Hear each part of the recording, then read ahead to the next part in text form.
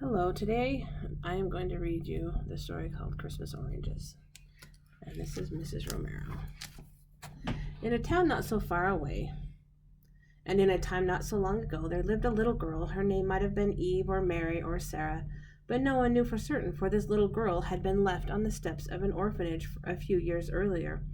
A note had been pinned to her nightshirt saying, "Please take care of this baby. She is a good baby." No clue was given as to her name. The lady in charge of the orphanage, Mrs. Hartley, began to call the baby Rose because of her rosy cheeks and rose she had been ever since. Rose's early years were spent at the Greenwoods orphanage. She was loved and well taken care of by Mrs. Hartley, and because she could remember no other home, she was happy. She used to tell herself she had 30 brothers and sisters, for she loved all of the children at the orphanage. Sometimes they had disagreements and arguments, as brothers and sisters do, but they still cared about each other. One wintry November, when Rose was 8 years old, a terrible flu epidemic swept through the country. People old and people young became ill. People old and people young died. The orphanage was no exception. Many of the children became very ill, and some of the children died. Mrs. Hartley, with her kind, loving heart, cared for the sick children as if they were her own. She bathed their fevered faces with cool water. She coaxed them to sip broth. She held them close and rocked them through the night. But after many days and nights of this, Mrs. Hartley, too, caught the terrible flu and slipped quietly from this life.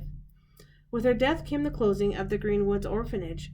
Mrs. Hartley had no children to carry on her work, and the townspeople felt they were too poor to take on the added burden of the orphanage. It was decided that the children would be sent to other institutions throughout the country. And so a few days later, Rose found herself on a train traveling through the night to a new town and a new home at another orphanage. As Rose timidly stepped through the doors of Irongate Orphanage, she could not help feeling scared and disappointed. Her new home was nothing like the one she had been used to. Instead of soft, warm blankets on the bed, there were scratchy gray ones. Instead of hand-stitched rugs in the halls, there were bare floors. Instead of the kind, loving Mrs. Hartley to care for the children, there was stern, strict Mr. Crampton to run the orphanage. Instead of 30 familiar friends smiling at her, there were 30 strangers staring at her. "Silence," Mr. Crampton ordered before marching forward to give Rose a disappointing and inspecting look. Turning to the other children, he said, "This is Rose. See that she understands the rules of Irongate's orphanage. Emily, take her to the sleeping room and then show her the chores she will be expected to do. The rest of you go back to your duties." A young girl about Rose's age beckoned for Rose to follow her. They walked silently to the end of the hall and just as quietly climbed the stairs.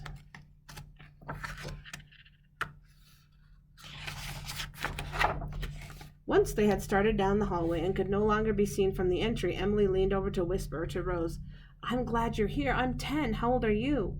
Rose had been so frightened by Mr. Crampton's order for silence, when it seemed to her the children were already silent, that she dared not speak. She kept her eyes lowered and did not reply. Emily took her hand, patted it, and whispered, "It's all right to whisper up here. Mr. Crampton can't hear us. It's only when we're downstairs or when he's around that we have to hold still and be still. That's rule number 1. Hold still and be still. Up here we can talk and be friends." Even though Rose still dared not speak, she smiled, a tiny shy smile, at Emily. Over the next few days, Rose learned the rules and the ways of Irongate Orphanage, some from the other children whispering them to her, and some after she had broken a rule. Breaking a rule was the hardest way to learn, for Mr. Crampton believed that once a rule was broken, there must be a punishment. Explaining to him that a new child didn't know a rule did no good. He said that if he let one person off for that excuse, the others would try to use it too. Every rule broken must be met with a punishment. Mr. Crampton's 3 favorite punishments were sentencing a child to miss a meal, to do extra chores, or to spend the evening by themselves. Rose soon learned and guessed most of the rules and was able to avoid punishment. November's white, bleak snows soon became beautiful accents to December's Christmas greens and reds. Everywhere the Ironsgate children walked, they saw the signs that Christmas would soon come. They would stand out in the cold evening air and watch through lighted windows as happy, smiling families decorated trees or gathered around pianos for singing or baked wonderful Christmas treats in warm, lighted kitchens. One of these evenings, as Rose and Emily stood watching a lovely little girl twirling around her parlor in her pretty new flannel nightgown, Emily explained to Rose about Christmas at Irongates. She told how Mr. Crampton always said he would like to forget Christmas altogether, but the townspeople wouldn't let him. To keep them happy and to keep up appearances, he allowed a tree to be put up on Christmas Eve after the children had gone to bed. He didn't want it any earlier because he said it excited the children and made them noisy and unmanageable. One generous older man in town always donated a box of oranges to the orphanage for the children's Christmas breakfast. To avoid buying shiny glass balls or other ornaments, Mr. Crampton had the oranges strung with loops and placed on the tree. Emily told Rose how beautiful the dark orange color looked against the pine boughs and how wonderful the citrus and pine fragrance was that filled the entry. Rose had never seen or smelled an orange before. At Greenwood's orphanage, there hadn't been extra money for such an expensive treat. The Christmas morning surprise, there had been the small spoonful of sugar on the porridge. The children had always debated whether it was best to stir the sugar in and try to sweeten the whole bowlful, or leave it in a little pile in the middle of the porridge and eat it all in one delicious bite. Emily tried to explain to Rose about oranges. She said that they were sweeter than sugar in a clean, fresh way. She had thought about it a lot, and she was sure that angels ate oranges in heaven. Rose listened to all of this with wide-eyed wonder. She didn't know how she could possibly wait 3 more days until Christmas morning.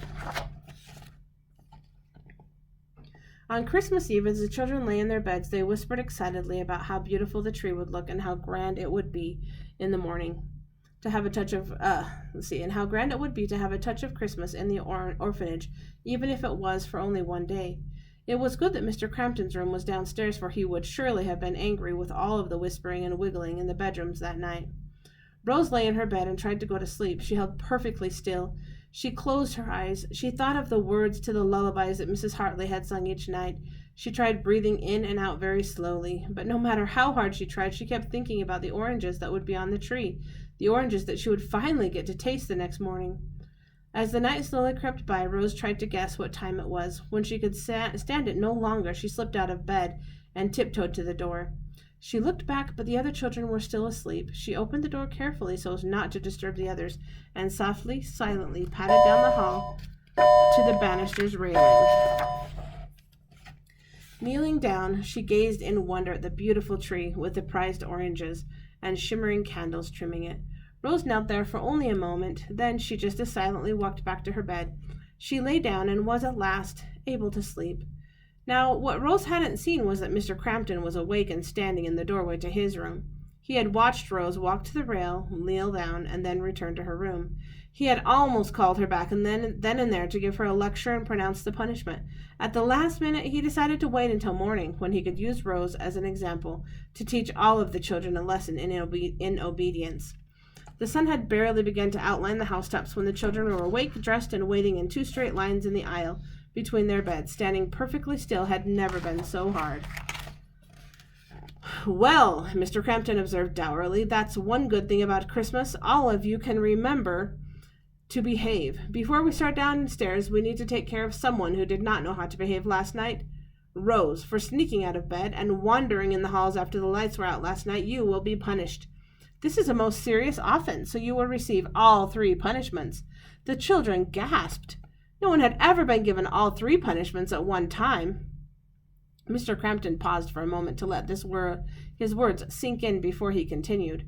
"You will spend the day up here by yourself. You will scrub the floors of the room, and you will not get a Christmas orange. The rest of you, go downstairs.